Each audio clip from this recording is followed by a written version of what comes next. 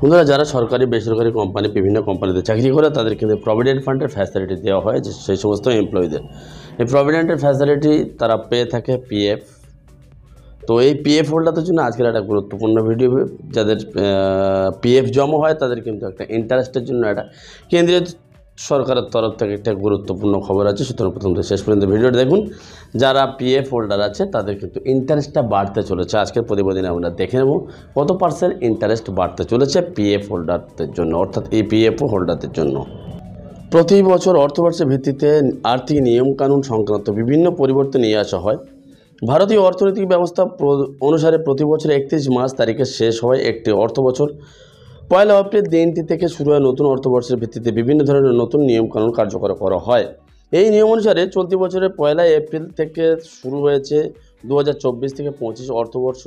তবে এবার অর্থবর্ষের শুরু থেকে নয়, 2024 থেকে 25 অর্থবর্ষের দ্বিতীয় ত্রৈমাসিক সময়ে বার্ষিক সুদের হারে পরিবর্তন ঘটালো ইপিএফও।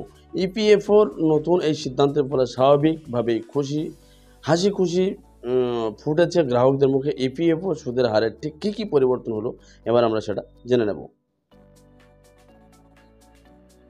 চলতি বছরের ফেব্রুয়ারি মাসে এমপ্লয়িজ প্রভিডেন্ট ফান্ড অফ অর্গানাইজেশনের তরফ থেকে পিএফের সুদের পরিমাণ বাড়ানোর কথা ঘোষণা করা হয়েছিল। এই ঘোষণা অনুসারে জানানো হয়েছিল সুদের হার বাড়িয়ে 8.25% করা হবে। সাধারণত কোনো অর্থবর্ষের শুরু থেকে এই ধরনের সিদ্ধান্তগুলি গ্রহণ করা হয়। তবে দেশের প্রায় 7 কোটি গ্রাহকদের মুখে হাসি ফুটিয়ে চলতি মাসেই এই সুদের হার বাড়ানোর সিদ্ধান্ত নেওয়া হলো। কেন্দ্রীয় অর্থ মন্ত্রকের তরফে থেকে সুদের হার বৃদ্ধির বিষয়ে চূড়ান্ত অনুমোদন দেওয়া হয়েছে।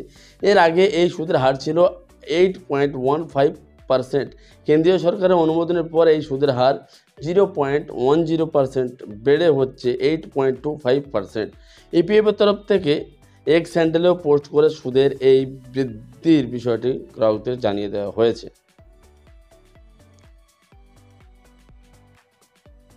ইপিএফের ক্ষেত্রে গত কয়েকটি গুরুত্বপূর্ণ সিদ্ধান্ত। বিগত কয়েক মাসের মধ্যে ইপিএফের বিভিন্ন ক্ষেত্রে বিভিন্ন ধরনের পরিবর্তন আনা হয়েছে। ইপিএফতে অগ্রিম টাকা তোলার ঊর্ধ্বসীমা বৃদ্ধি করা হয়েছে। আগে ইপিএফ অ্যাকাউন্ট থেকে 50,000 টাকা তুলতে পারতেন। নতুন সিদ্ধান্তের পরে এই সীমা বেড়ে হয়েছে 1 লক্ষ টাকা। ইপিএফতে সেটেলমেন্ট হতে বেশ অনেকটা সময় পেরিয়ে যেত, কিন্তু সিদ্ধান্ত গ্রহণ করে সেই সময়সীমা 3 দিন করা হয়েছে। এরপরে এই সিদ্ধান্তগুলি কার্যকর হওয়ার পরে এবার সুদের টাকা বৃদ্ধি হওয়ার স্বাভাবিকভাবে খুশি হয়েছে গ্রাহকরা। বর্ধিত সুদ কার্যকর হয়, তবে গ্রাহকদের অ্যাকাউন্টে তা আপডেট হয় সেই অপেক্ষা করছে ইপিএফের সমস্ত গ্রাহকরা। অর্থাৎ এই যে নিয়মটা লাগু করেছে সেই নিয়মটা ইপিএফের প্রোফাইলে তাদের গ্রাহকদের ডাইরেক্ট ইপিএফও হোল্ডারদের প্রোফাইলে কবে আপডেট হয় সেই জন্য কিন্তু অপেক্ষা করছে।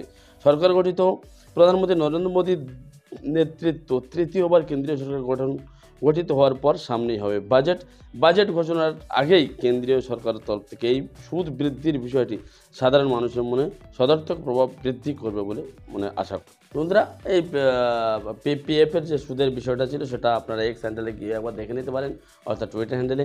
এছাড়া পিএফের যাবতীয় ভিডিও আমাদের চ্যানেলে আছে, আপনারা দেখতে পারেন। পিএফ ট্রান্সফার কীভাবে করেন, পুরনো পিএফটা উইথড্রল কীভাবে করবেন এবং পিএফের ডেট অফ এক্সিট কীভাবে অ্যাড করবেন, পিএফের যাবতীয় ভিডিও কিন্তু আমাদের চ্যানেলে আছে, আপনারা দেখে নিতে পারেন। এবং পিএফ ইএসআই সংক্রান্ত যে কোনো বিষয়ে প্রশ্ন থাকলে অবশ্যই করবেন, আমরা গাইড করার চেষ্টা করে দেবো।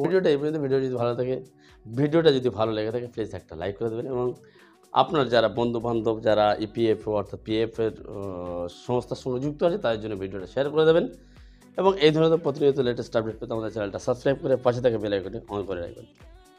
দেখা হচ্ছে পরের ভিডিওতে। ভালো থাকবেন, সুস্থ থাকবেন। ধন্যবাদ। জয় হিন্দ, বন্দে মাতরম।